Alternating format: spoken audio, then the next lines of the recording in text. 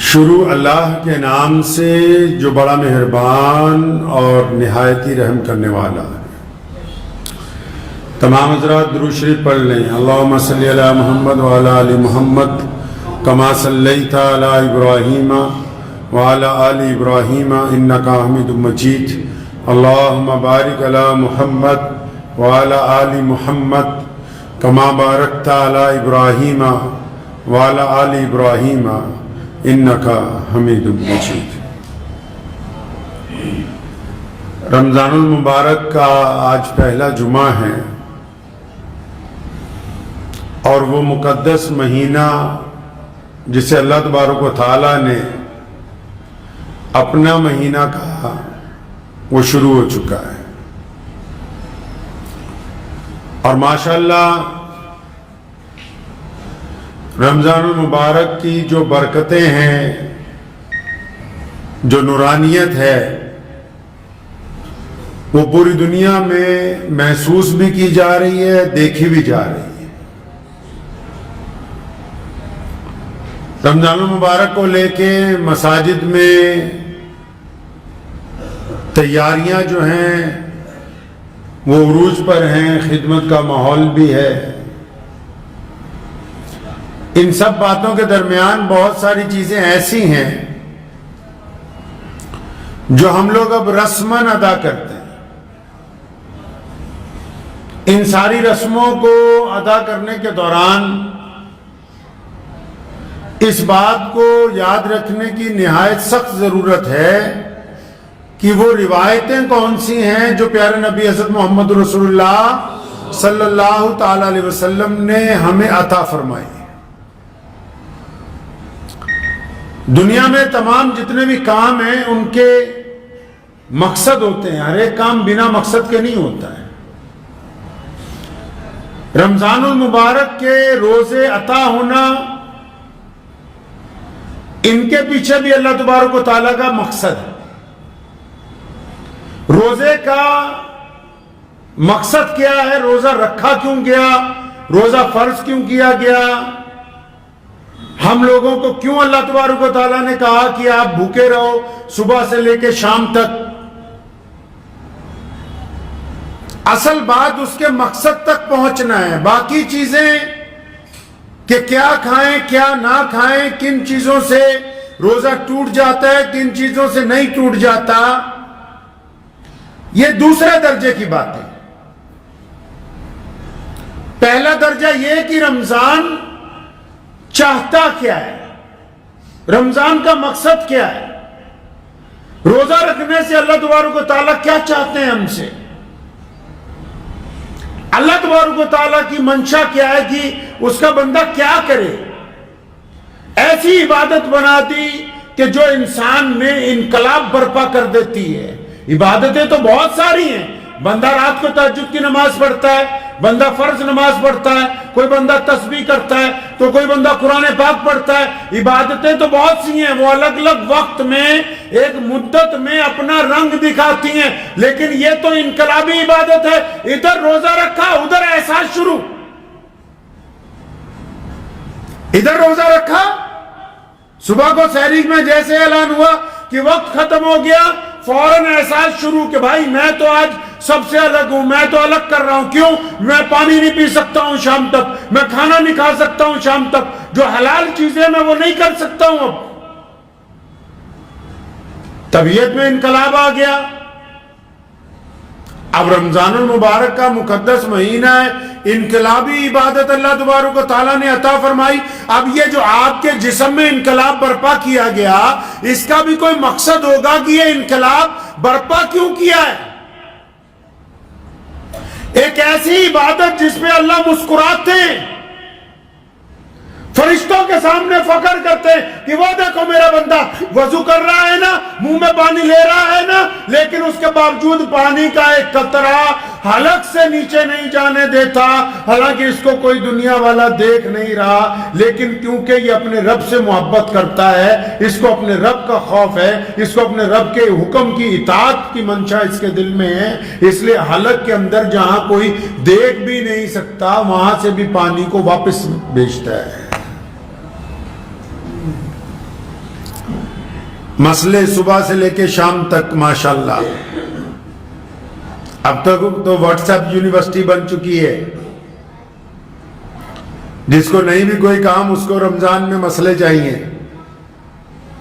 حضرت فلاں نے یہ کر دیا, یہ روزہ ٹوٹ گیا کہ نہیں ٹوٹا, فلاں نے یہ کر دیا, روزہ ٹوٹا کہ نہیں ٹوٹا.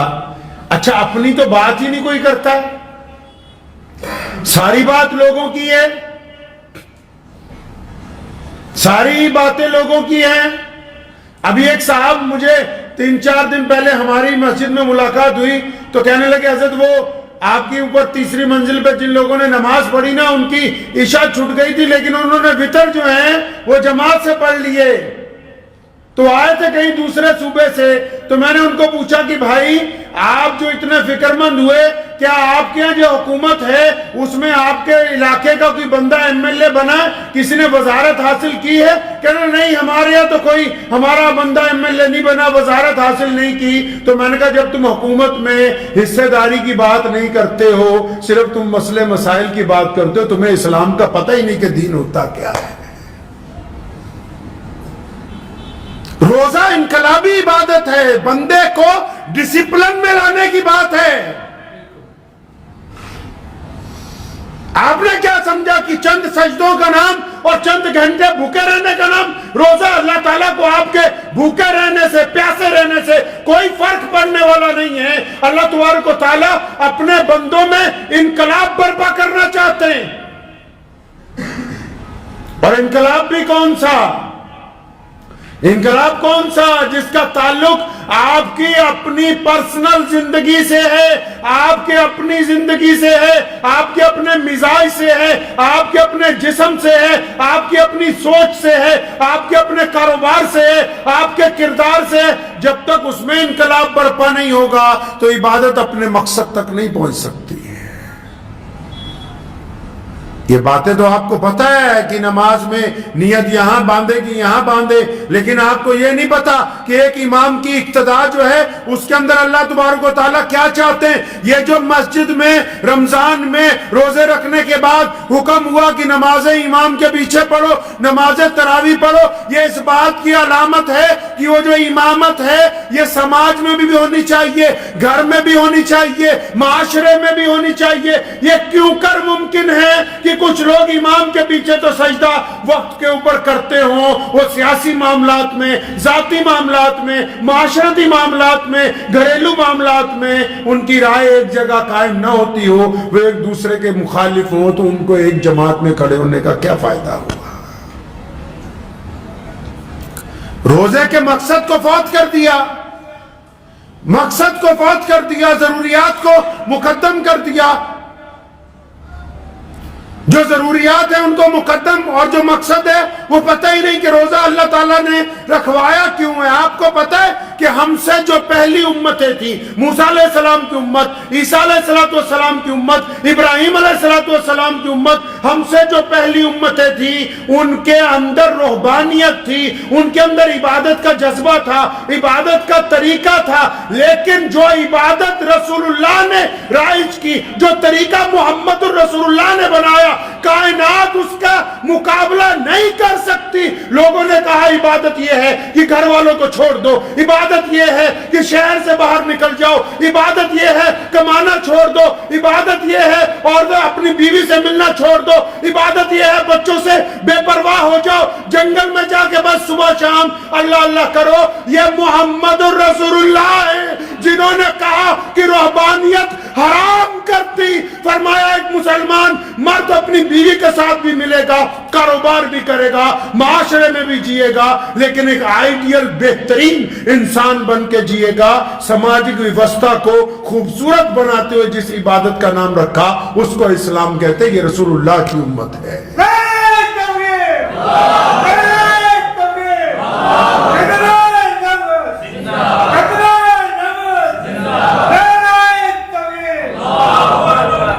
عبادت کے مقصد کو سامنے رکھیں. یہ جو کام شروع کر رکھا ہے نا فروعی مسائل کے اوپر، صبح سے لے کے شام تک لوگوں کی ٹانگیں کھینچنے کا، صبح سے شام تک اپنے امام کے پیچھے لگے رہنا اور مقتدیوں کو ذلیل کرنا، ایک دوسرے پر تانا تشنی کرنا، یہ رمضان کا مقصد نہیں ہے۔ تزکیہ نفس کا نام رمضان ہے، اپنی سروس کرنے کا نام رمضان ہے۔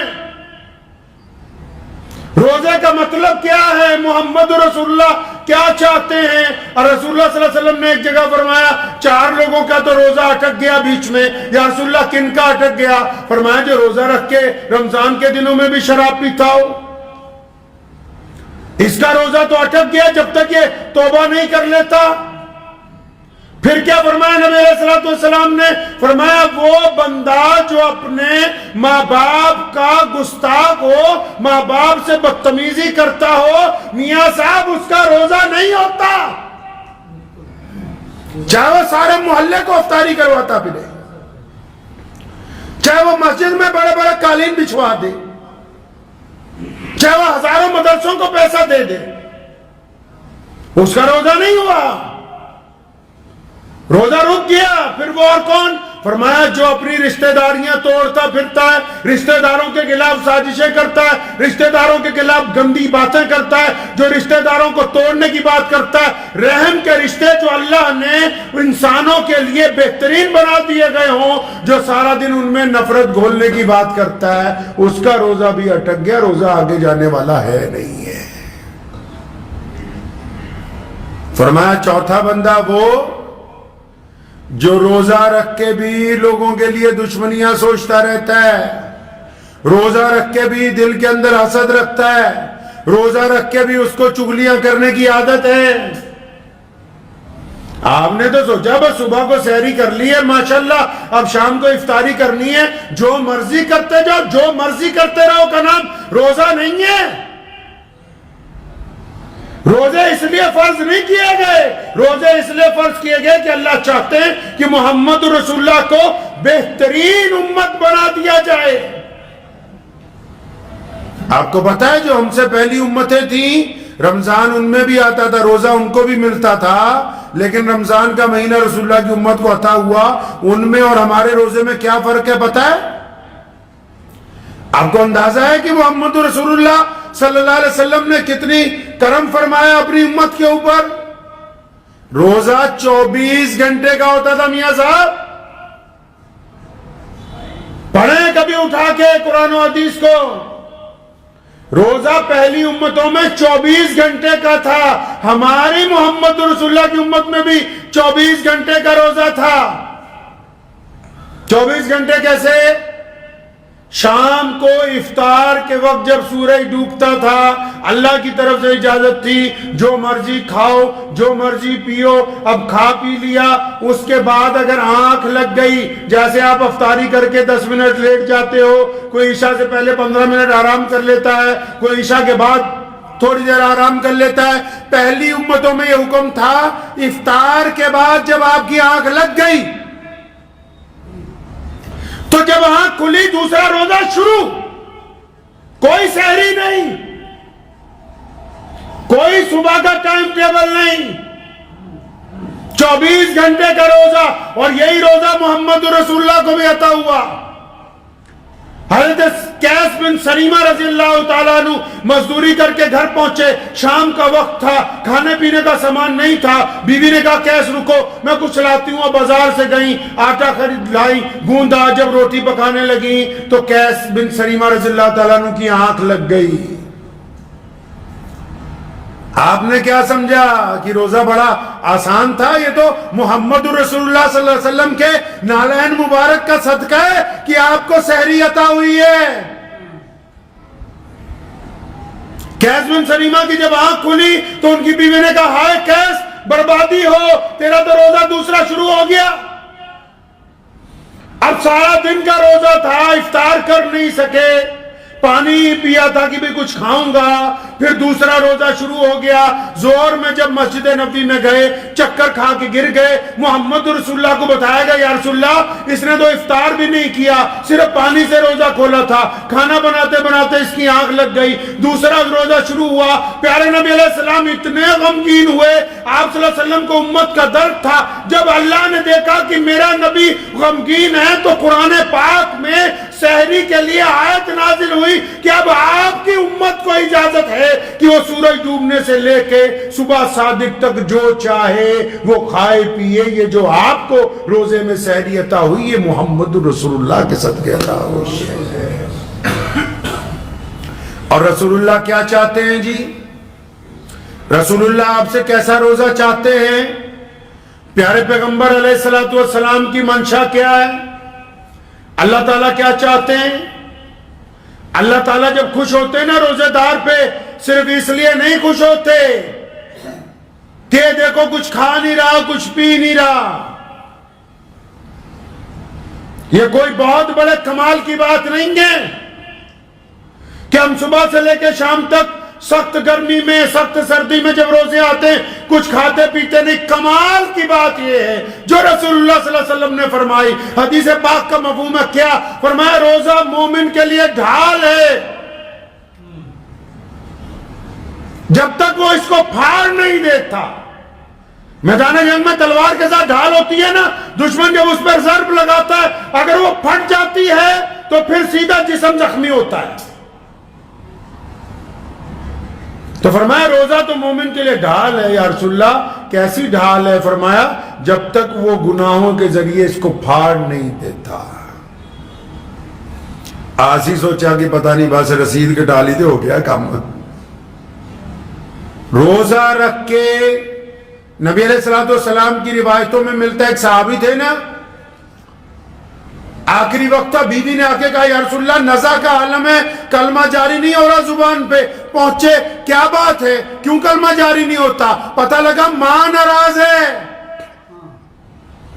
اماں کو بلایا کہ کیوں ناراض ہے اپنے بچے سے. یہ بات نہیں تھی کھانا نہیں دیتا, کپڑے نہیں دیتا, احترام نہیں کرتا. نہیں بس یا رسول اللہ یہ جب میرے سے بات کرتا تھا نا تو ذرا اکڑ کے بات کرتا تھا, مجھے اس کا وہ لہجہ پسند نہیں تھا. تو نبی علیہ السلام نے فرمایا اچھا تو پھر کیا چاہتی ہے تو میں اس کو آگ لگا دوں؟ فرمایا نہیں یا رسول اللہ اتنی بھی ناراضگی نہیں کہ میں چاہوں کہ میرے اس بچے کو آگ لگا دی جائے. فرمایا اگر تو نے اس کو معاف نہ کیا تو اللہ تبارک و تعالیٰ اس کو آگ کی سزا دیں گے اگر تو نے اس کو معاف نہیں کیا. اب جب اس نے معاف کیا تو ادھر زبان پہ کلمہ جاری ہو گیا. اب روزہ داروں کی سن لو, کئیوں نے تو ماں باپ سے تعلق ہی توڑا ہوا ہے. کئی اپنے باپ کو چھوڑ کے دوسرے کو باپ کو ابو جی کہہ رہے ہیں, اپنی ماں کو چھوڑ کے تو اپنے یاروں کی ماں کو امی جی کہہ رہے ہیں. اور ٹھیک ہے احترام کی وجہ سے اپنے دوست کی ماں کو بھی ماں کا درجہ دیا جا سکتا ہے, لیکن جس ماں نے تمہیں پیدا کیا, جس نے جنا, جس نے اپنا خون پلا کے تمہیں بڑا کیا, جس نے اپنی جان سے زیادہ تمہیں عزیز رکھا, تم رمضان کے مہینے میں اپنے ماں باپ کے نافرمان ہو. میں کہا جتنے مرضی روزے رکھتے رہو, پیسے خرچ کرتے رہو, روزہ ہونے والا نہیں ہے. روزہ نہیں ہے. چودھری سن لو, سرمایہ دار بھی, کہ بڑے بڑے مولوی اس لیے نہیں بتاتے کہ تم چندہ نہیں دو گے. سن لو کان کھول کے, جن کے پاس کروڑوں روپے ہے تم اپنے ماں باپ کے پاس چاہتے نہیں سلام کرنے.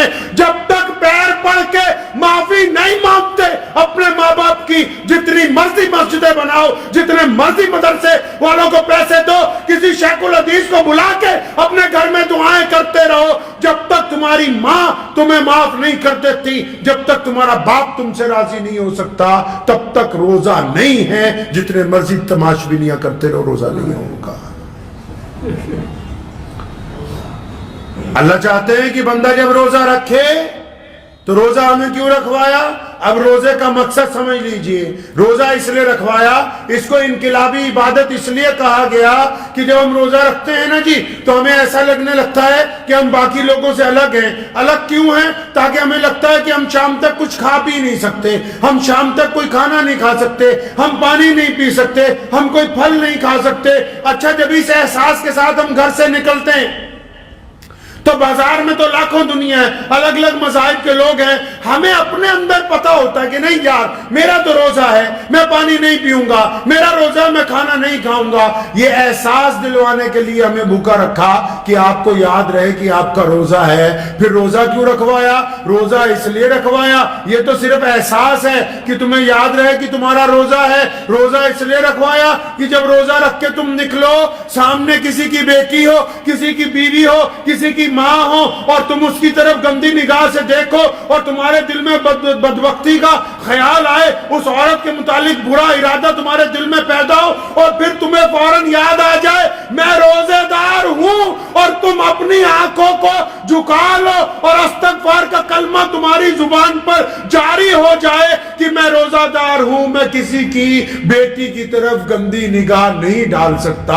یہ اس لیے روزہ رکھوایا ہے آپ کو،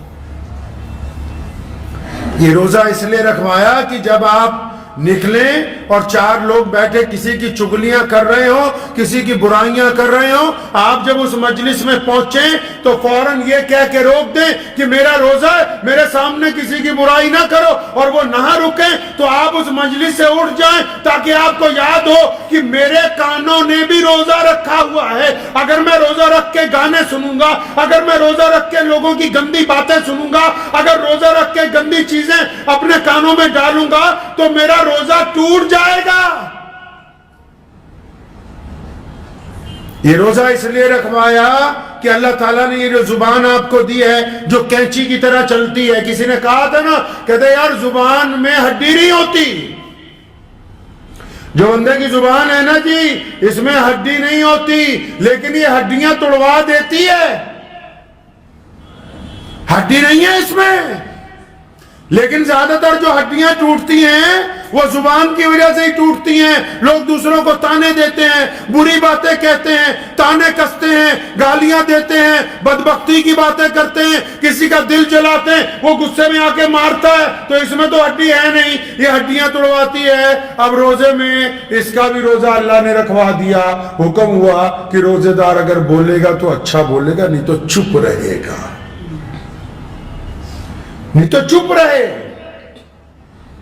شریعت کہتی ہے کہ آپ کسی کی تعریف نہیں کر سکتے تو اس کی برائی تو نہ کرو، کم از کم آپ اپنے بھائی کی تعریف نہیں کر سکتے، اپنے دوست کی تعریف نہیں کر سکتے، اپنے پڑوسی کی تعریف نہیں کر سکتے، آپ کو پتا کہ اچھا کام کر رہا ہے، آپ کے اندر حسد ہے، کینہ ہے، بغض ہے، آپ نہیں تعریف کر سکتے، مت کرو، کم از کم اس کی برائی کر کے اپنی زبان کو تو نہ خراب کرو۔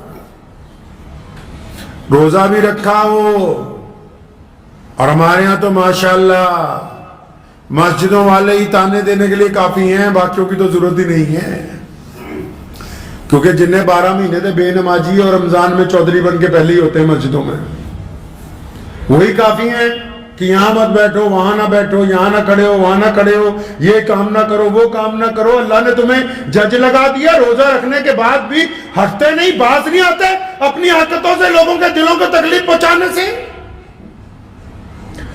مان لیا نماز میں موبائل نہیں بجنا چاہیے، بند رکھنا چاہیے، اگر کسی کا غلطی سے بچ گیا، اب پوری جماعت تیار ہے کہ سلام پھرتے ہی پہلے اس کی بے عزتی کرے؟ یہ تمہارا روزہ ہے؟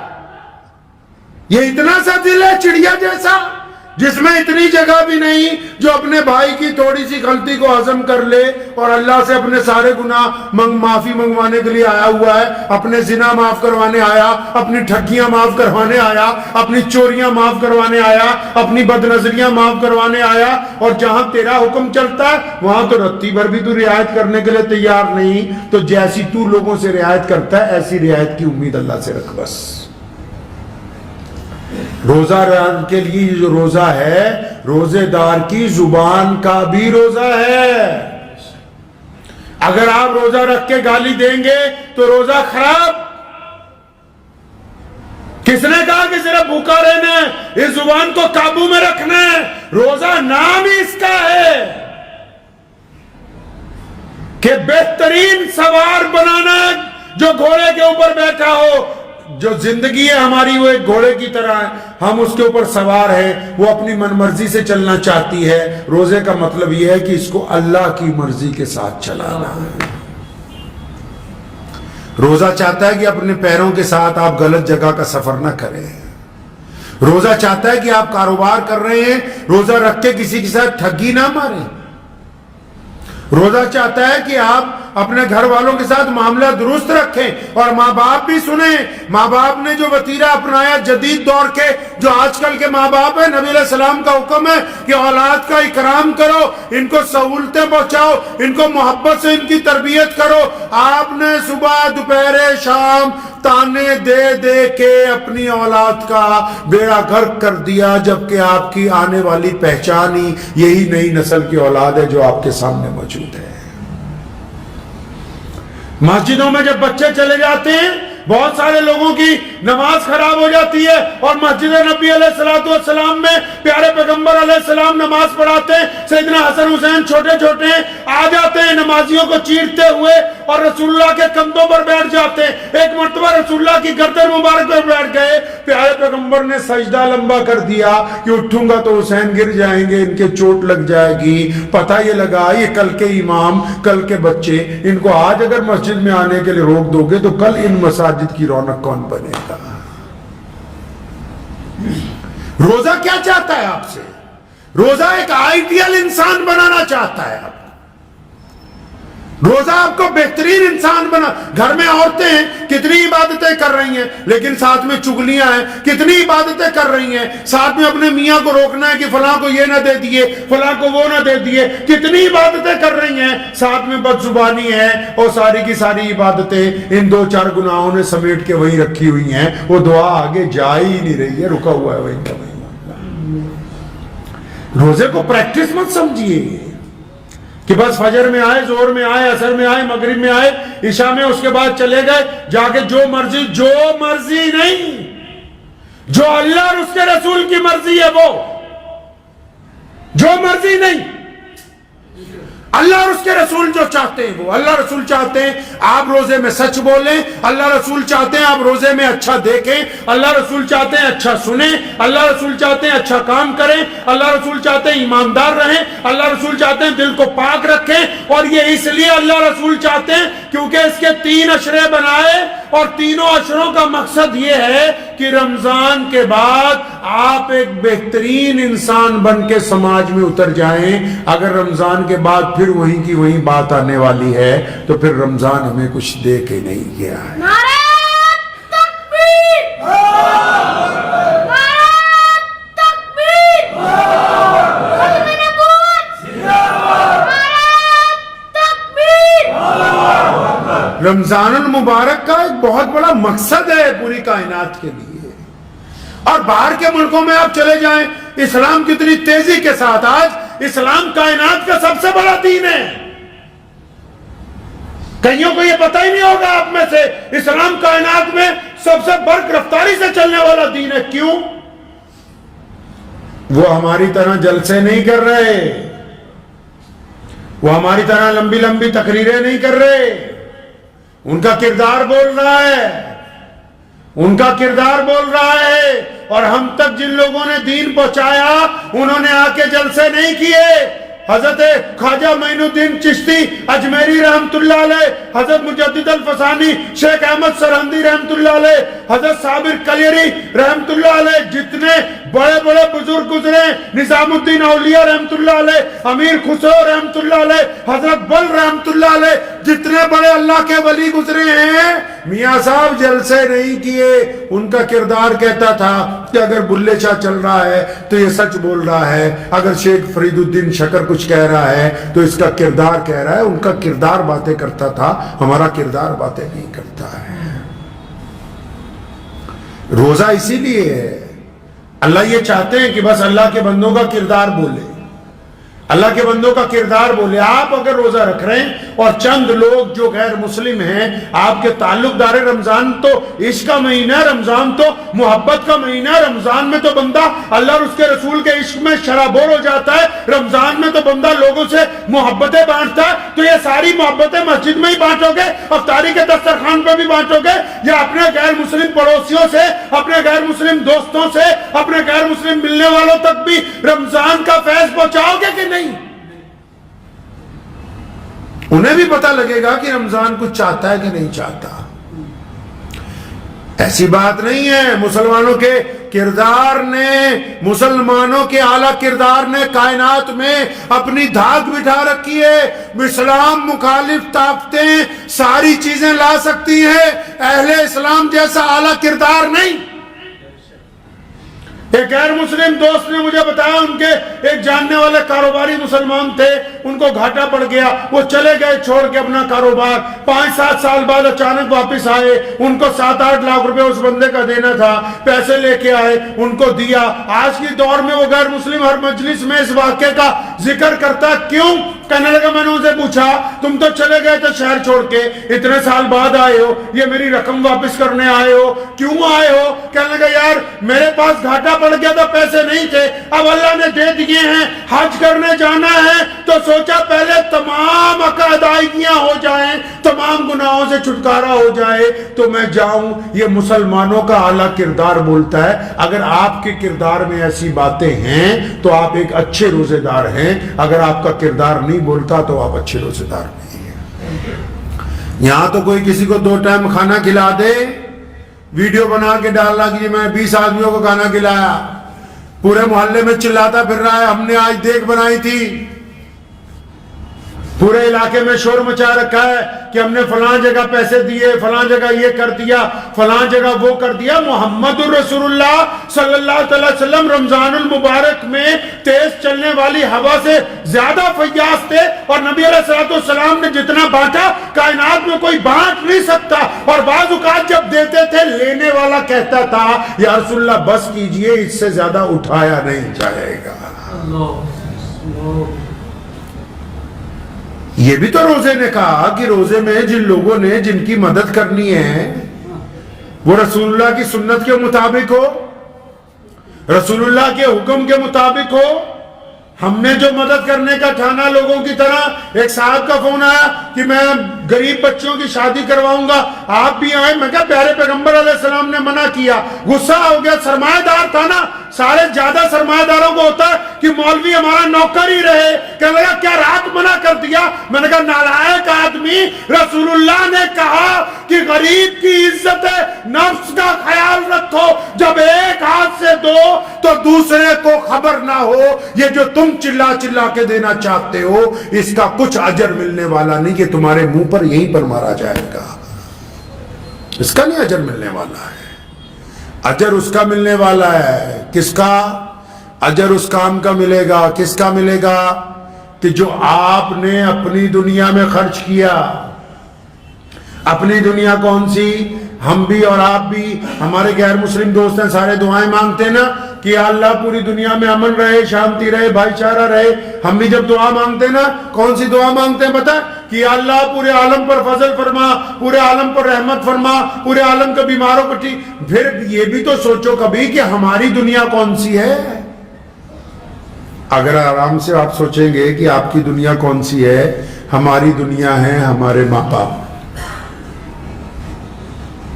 ہماری دنیا ہماری بیوی بچے، ہماری دنیا ہمارے دوست، ہماری دنیا ہمارے پڑوسی، ہماری دنیا ہمارے اسکول میں پڑھے ہوئے یار، ہماری دنیا ہمارے کاروبار کے ساتھی، ہماری دنیا ہماری مسجد کے نمازی، ہماری دنیا جن سے ہماری سلام دعا ہے، ہماری دنیا ہمارے ساتھ سفر کرنے والے لوگ. اچھا ساری دنیا لی دعاواں تے اپنی دنیا کے رفڑ پایا ہوا. دعائیں ساری دنیا کے لیے اور اپنی دنیا میں ماں باپ سے بھی ناراضگی، بیوی سے بھی ناراضگی، یاروں سے بھی پنگا، بھائیوں سے بھی پنگا، دوستوں سے بھی پنگا، رشتہ داروں سے بھی پنگا، پڑوسیوں بھی پنگا. ارے اپنی دنیا کا بیڑا کر رکھا ہے، باتیں تو ساری دنیا کی کر رہا ہے. اللہ نے جس دنیا کا آپ کو کفیل بنایا ہے اس دنیا کو تو خوبصورت بناؤ. جس دنیا کو آپ کو کفیل بنایا کہ بھئی یہ دنیا تیرے ذمے ہے، یہ ماں باپ تیرے ذمے ہے، یہ بیوی تیرے ذمے ہے، یہ بچے تیرے ذمے، یہ پڑوسی تیرے ذمے، اس دنیا کو خوبصورت بنانے کی باتیں ہی نہیں کرتے. خدا کی قسم جب تک اس دنیا کو خوبصورت بنانے کی بات نہیں کرو گے، پوری دنیا کو آپ خوبصورت نہیں بنا سکتے. ایک عزیز نے کہا نہیں جی ہم تو آخرت کی تیاری کر رہے ہیں. اب بھلے آدمی جنت میں جو پلاٹ چاہیے رجسٹری تو یہی والی چلے گی. قبر میں جو سوال ہوگا جنت کا جہنم کا وہ تو دنیا کا ہونا ہے. یہ نہیں ہے اسلام میں کہ ایک بندہ صبح کو روزہ رکھے سارا دن قرآن پڑھتا رہے, سارا دن نمازیں پڑھتا رہے, سارا دن تلاوت کرتا رہے, سارا دن تسبیح کرتا رہے اور پھر شام کو افطار کرے مسجد میں رہے. یہ نہیں ہوگا. ایسے ہوگا کہ صبح کو روزہ رکھے اور پھر اس کے بعد نماز پڑھے, قرآن پاک کی تلاوت کرے, پھر ماں کا حق ادا کرے, بیوی کے ساتھ معاملہ درست رکھے, کاروبار میں جائز طریقے کے ساتھ چلتا ہو, غریبوں کی مدد کرنے والا ہو, دوسروں کے ساتھ صلہ رحمی کرنے والا ہو, شام کو پھر افطار کرنے والا ہو. جو دنیا کے معاملات کو اچھا کر کے دین تک نہیں پہنچتا تو پھر اس کا دین مکمل ہونے والا نہیں ہے. تو روزے کا مقصد سمجھ لیجئے, بڑی آسانی کی چیز ہے یہ کہ روزہ صرف بھوکے رہنے کا نام نہیں ہے. روزہ ایک اچھا انسان بننا ہے. روزہ اپنے آپ کو اللہ اور اس کے رسول کے حکم میں ڈھالنا ہے. اللہ چاہتے ہیں کہ آپ اچھے بن جائیں, تو اگر آپ اچھے بننے ہیں, آپ کے دل میں کسی کے لیے برائی ہے تو نکال دیجئے, کسی سے ناراضگی ہے تو اس کو معاف کر دیجئے. کچھ ایسے لوگ ہیں جو باز ہی نہیں آتے, آپ بار بار جھکتے ہیں, وہ بار بار آپ کے خلاف بدتمیزی کرتے ہیں, تو ان کو معاف کر دیجئے, ان کے لیے روزانہ دعا کیجئے, لیکن خود ان کے خلاف سازشیں نہ کیجئے, خود نہ ان کے خلاف کچھ کیجئے. رسول اللہ صلی اللہ علیہ وسلم چاہتے ہیں کہ آپ ایک آئیڈیل انسان بن جائیں, تو طے کر لیجئے اس بات کو کہ ہم نے ایک آئیڈیل انسان بننا ہے.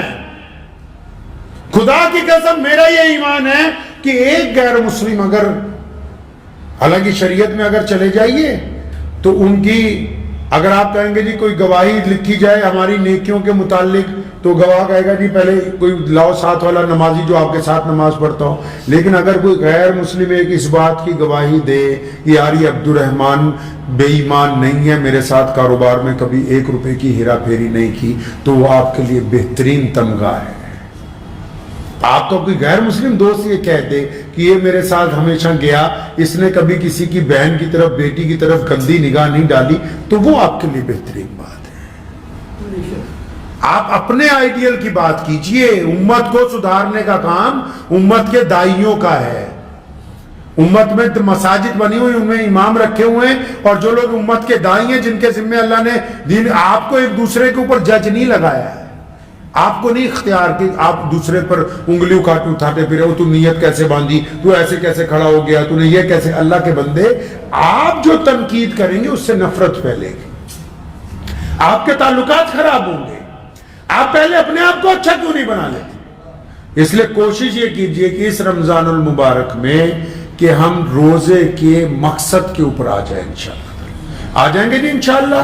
روزے کے مقصد کے اوپر آ جائیے. رمضان المبارک کے اگر آپ مقصد کو پا لیں گے تو اللہ تبارک و تعالیٰ آپ سے راضی ہو جائیں گے. پھر اس رمضان کی برکتیں 1-2 دن نہیں ملنی آپ کو, 1-2 دن نہیں ملنی. اگلے رمضان تک جس طرح کوئی فجر جماعت سے پڑھ لے, رات کو عشاء جماعت سے پڑھ لے, فجر جماعت سے پڑھ لے, ساری رات سونے کا جو ثواب ہے نا عبادت کا ملے گا.